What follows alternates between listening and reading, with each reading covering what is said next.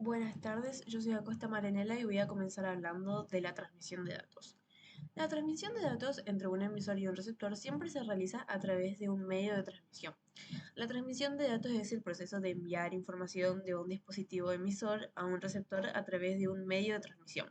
Este medio puede ser físico, como cable de cobre, fibra óptica o aire para comunicaciones inalámbricas, o bien puede ser virtual, como en el caso de las comunicaciones por Internet. Existen tres modos principales de transmisión de datos que describen cómo se realiza la comunicación entre el emisor y el receptor. Y estos son simplex, half duplex o semiduplex o full duplex. Se denomina simplex al método de transmisión en el cual una estación siempre actúa como fuente y la otra siempre como colector. En este primer caso, las señales se transmiten solo en una única dirección, siendo una estación la emisora y otra la receptora. Acá se puede mostrar el sentido de la transmisión es unidireccional y cómo la corresponsal A actúa como fuente y la corresponsal B como colector. Un ejemplo común de simplex es la transmisión de señales de radio o televisión, donde los usuarios solo pueden eh, recibir información y no pueden enviar datos de vuelta al emisor.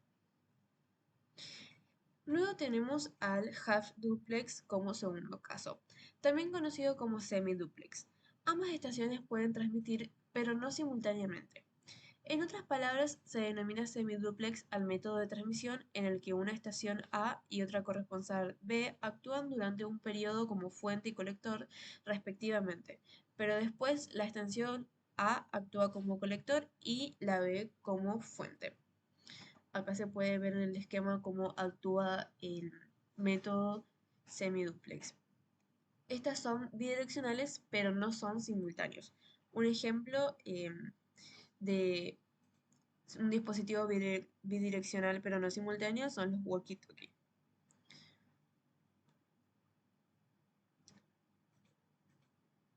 Otro ejemplo de los semiduplex son las redes de área local LAN, donde la transmisión es semiduplex, aunque los usuarios, a causa de la gran velocidad a la que viaja la información, pueden imaginarse que los mensajes se transmiten en forma simultánea en ambos sentidos. Los servicios que trabajan en la opción semiduplex son bidireccionales. Sin embargo, el concepto de bidireccionalidad no significa que ambos transmiten en forma simultánea. Este concepto significa que ambos pueden recibir y transmitir, pero no intercambiando sus roles. Cuando un equipo actúa como emisor transmitiendo, el otro actúa como receptor. En otro momento del tiempo, ambos invierten sus funciones. Y por último, tenemos al método duplex. Se denomina duplex al método de transmisión en el cual dos estaciones, A y B, actúan a la vez como fuente y colector, por lo que pueden transmitir y recibir información en forma simultánea. Los servicios dúplex, para poder ser prestados, requieren de tres condiciones: un medio físico capaz de transmitir en ambos sentidos, un sistema de transmisión capaz de enviar y recibir a la vez, y un protocolo de comunicaciones que lo permita. Dentro de este método de transmisión hay un caso particular que se denomina full duplex, en la que ambas estaciones pueden transmitir y recibir simultáneamente. El medio transmite señales en ambas direcciones y al mismo tiempo. Este tipo de enlace se usa casi con exclusividad en sistemas de transmisión de datos. Volviendo con el duplex, un ejemplo común es la comunicación de un teléfono móvil, donde los usuarios pueden hablar y escuchar al mismo tiempo. La mayoría de los sistemas de La mayoría de los sistemas y redes de comunicaciones modernos tienden a prestar servicios que funcionan en modo duplex. Siguiendo con la modulación, es un proceso fundamental en las telecomunicaciones que permite transmitir datos sobre ondas portadores. Según Stalin, la modulación es el proceso de codificar los datos generados por la fuente en la señal portadora de frecuencia. Todas las técnicas de modulación se basan en la modificación de uno o más de los tres parámetros fundamentales que caracterizan a la portadora en el dominio de la frecuencia: la amplitud, la frecuencia y la fase. Acá podemos ver un esquema del proceso de modulación.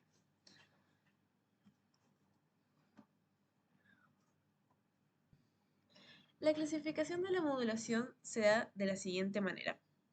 por onda continua y por pulsos. Por onda continua, una señal denominada portadora, la cual contiene información a transmitir, se modifica por su amplitud, su frecuencia o su fase. Mediante esto puede tener tres tipos diferentes de modulación. En cuanto a la modulación por amplitud, es aquella en la que el parámetro de la señal de la portadora que se hace variar es la amplitud.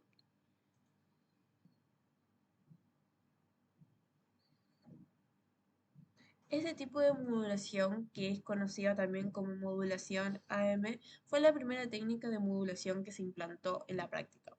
En el caso de que la portadora sea modulada por una señal modulante que tiene valores discretos, digital, se denomina modulación por desplazamiento. La modulación por frecuencia es aquella en la cual el parámetro de la señal de la portadora que se hace variar es la que contiene la frecuencia.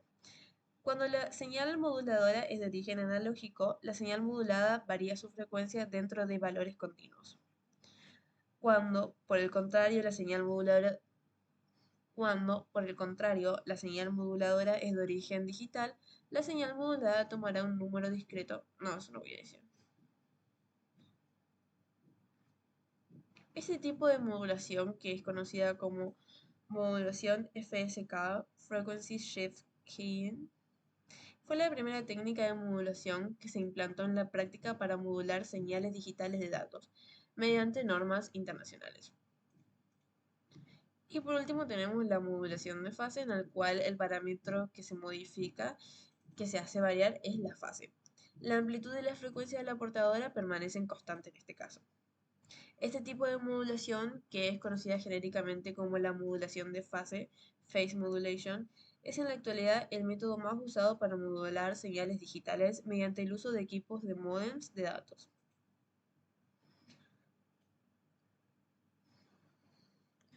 En cuanto a la modulación por pulsos, una señal moduladora modifica una señal portadora constituida por un tren de pulsos, y los parámetros que pueden ser alterados son la amplitud, el periodo y la posición de pulsos. La modulación por pulsos puede ser clasificada según sea infinita o finita. La forma en que la señal moduladora puede modificar el tren de pulsos de la señal modulada en analógica y digital. La analógica es aquella en el que el tren de pulsos que compone la señal portadora puede ser modificado por la señal moduladora tomando infinitos valores. Y la digital es aquella en el que el tren del pulso que compone la señal portadora, no. Y la digital es aquella en el que el tren de pulso que compone la señal portadora puede ser modificado por la señal moduladora, tomando un número finito de valores.